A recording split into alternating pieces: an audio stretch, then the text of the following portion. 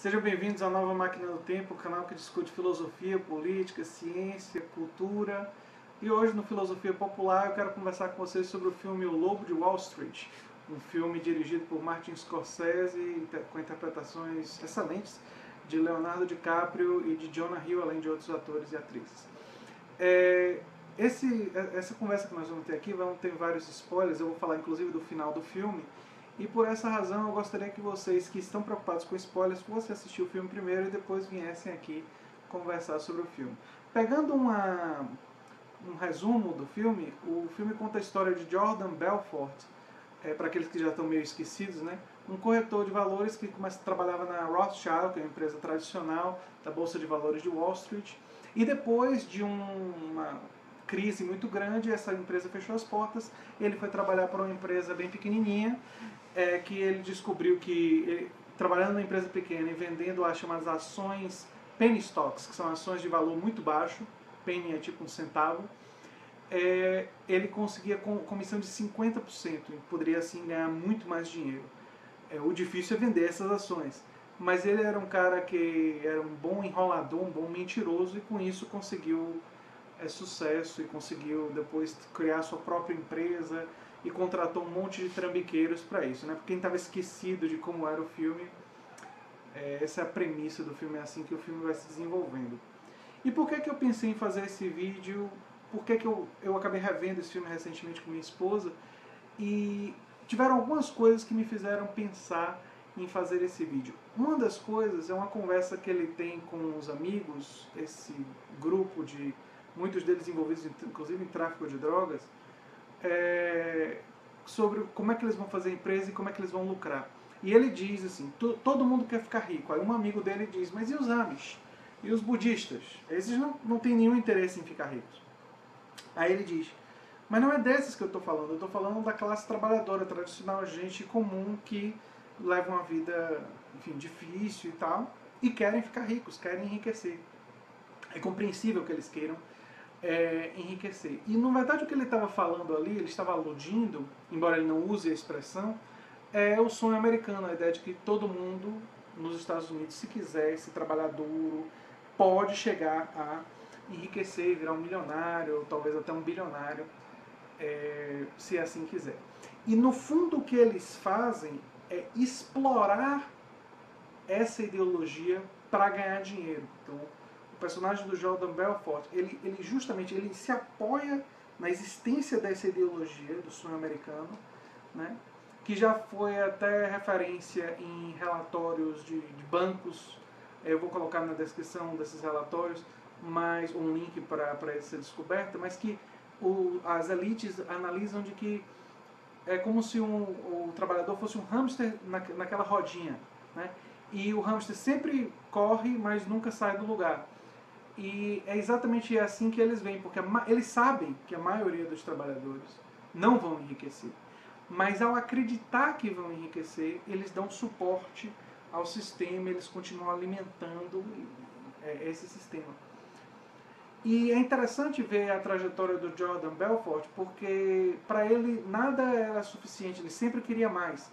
Era um hiperconsumismo, não apenas de coisas materiais, ele compra um iate, ele sempre quer comprar mais, ele nunca está satisfeito, mas, que é uma crítica muito interessante do filme ao hiperconsumismo, mas também há sensações, quer dizer, ele nunca se satisfaz, então sexo com uma mulher não é suficiente, com a outra não é suficiente, e chega num determinado estágio mais na frente do filme que ele passa a ser torturado por uma mulher, porque sexo normal não adianta mais, ele precisa de um sexo cada vez mais exagerado. Isso é uma reflexão que o filme faz sobre a psique humana, né? Que se você tem essa ambição desmedida, se você quer sempre mais e mais e mais, esse vício, né, ele não tem fim. Nas drogas acontece a mesma coisa, ele começa com drogas pesadas e médias e ele vai sofisticando e cada vez ele quer uma droga mais potente. Tem um determinado momento do filme, vocês vão lembrar que tem uns lubes especiais e que estão envelhecidos e que quando tem finalmente o impacto ele tem uma espécie de paralisia cerebral e tal. E eu achei muito interessante porque faz a gente pensar sobre essa lógica. Mas o que me fez, o que eu fiquei pensando não foi apenas no personagem do Jordan Belfort, que chega a ser um pouco caricato de tão exagerado que ele é, mas na ideologia que ele, assim, em sua versão mais extrema, mas uma versão, digamos, menos extrema dessa ideologia, ela povoa não só os Estados Unidos, mas boa parte do mundo. Essa ideologia do hiperconsumismo, uma ideologia de sensações de prazer imediato, de que eu quero o que eu quero agora e não estou disposto a fazer nenhum tipo de concessão. E o filme mostra as consequências devastadoras para a vida dele. Ele acaba perdendo a primeira esposa, perde a segunda esposa, perde contato com a filha, acaba indo preso. E a única coisa que redime um pouco o personagem ao longo da história, porque em muitos outros aspectos ele é absolutamente repugnante, é a lealdade que ele tem para com os membros da empresa que ele cria, as amizades, os sentimentos que parecem absolutamente genuínos e, eu diria, vamos imaginar que são genuínos. Só que, vocês vão se lembrar, quem viu o filme, ele trai todo, ele acaba traindo, não no primeiro momento, mas ele acaba traindo todos eles e leva à prisão de todo mundo. E aí algumas pessoas podem pensar, poxa, cara hipócrita, dizia que aquela era a família dele, que eram pessoas que ele amava e tal. Mas se você parar para pensar, ele não está sendo hipócrita. Porque a ideologia fundamental que ele aderiu ao longo de toda a vida foi eu primeiro e os outros depois. Então, quando ele se viu numa situação de que ele ia passar muito tempo na cadeia, ele simplesmente agiu de novo de acordo com essa ideologia.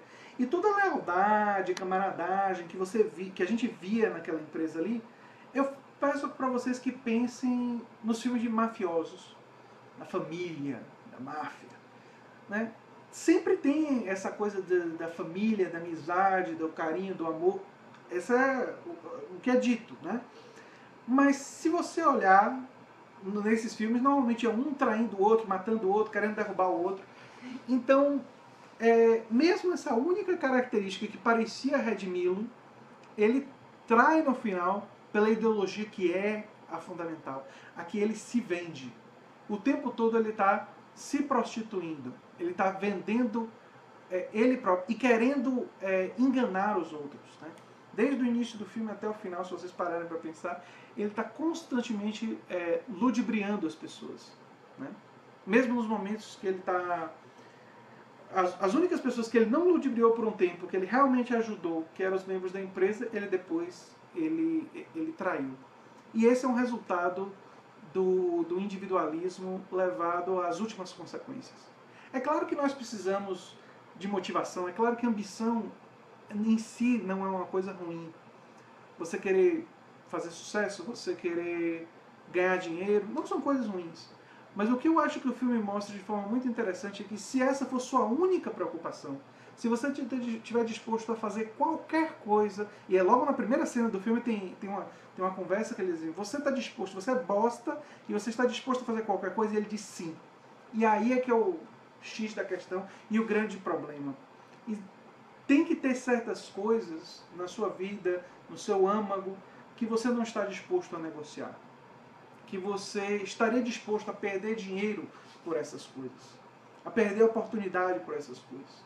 Como, por exemplo, proteger um amigo, ou sua ética, ou enfim. Tem que ter coisas que estejam protegidas dessa sua ambição. Se não tem nada protegido dessa sua ambição, o resultado da ambição é absolutamente devastador. Ele transforma você no pior tipo de crápula. E agora indo para o final do filme, a sequência final, eu não sei se muita gente percebeu o jogo de espelho que o Martin Scorsese fez no final do filme.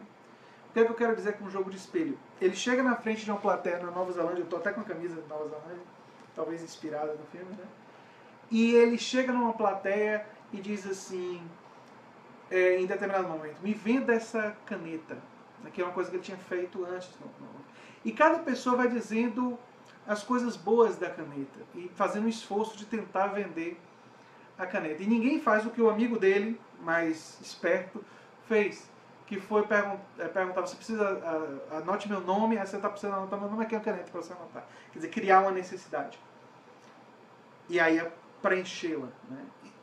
Estavam apenas falando do produto, não estavam se vendendo e não estavam vendo a construção da necessidade, né? E de uma determinada necessidade real ou ilusória, né? Tanto faz. E é muito interessante que a câmera vai subindo, esse é o momento que eu chamo de espelho, e mostra um monte de gente sentada olhando para a tela, né? E olhando teoricamente para ele, mas sentados assim. E qual é o espelho? Quando você está vendo isso no cinema, e para mim foi absolutamente claro, ele estava querendo falar com a gente. Todos nós aqui sentados no cinema, né? Nós somos o público, nós somos as massas, né? E nós estamos aderindo a essa ideologia, comendo isso aí e reproduzindo esse sistema de hiperconsumismo, de nunca se satisfazer, de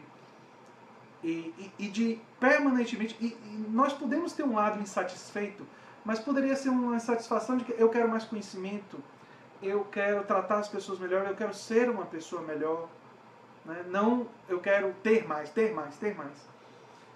E essa análise do filme, essa crítica que o filme faz, é absolutamente brilhante.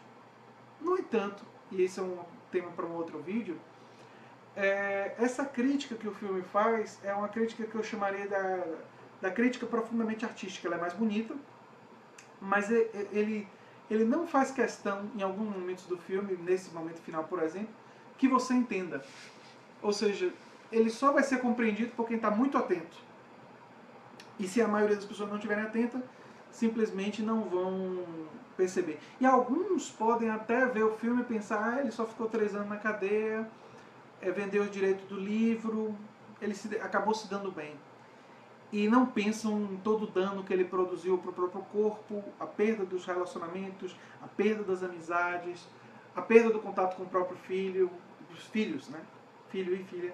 Quer dizer, uma vida que, embora tenha acumulado dinheiro, ele destruiu muita coisa. E perdeu também muito dinheiro, né? Então, é um risco que o Martin Scorsese e esses diretores que fazem uma coisa mais artística correm. E o outro risco, quando alguém resolve pesar a mão em uma determinada mensagem, o diretor pesa a mão em uma determinada mensagem, é parecer um panfleto, parecer uma coisa assim voltada para dar uma determinada ideia, né? A crítica, por exemplo, que fizeram um pouco a certas cenas em Star Wars, nos prequels, quando ele claramente estava... George Lucas estava defendendo a ideologia, né? E outros filmes que claramente têm um foco político, né?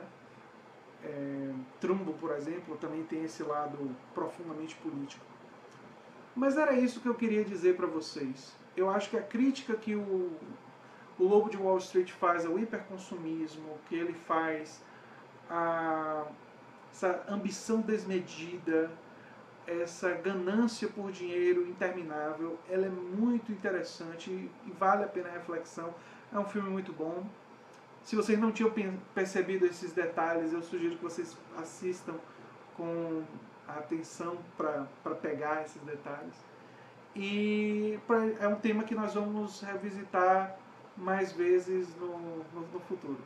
Tá certo? Então, era isso que eu queria conversar com vocês hoje sobre o Lobo de Wall Street. E se você gostou desse vídeo, se inscreva no canal, dê um like e comente aí abaixo para a gente continuar o diálogo. Um abraço.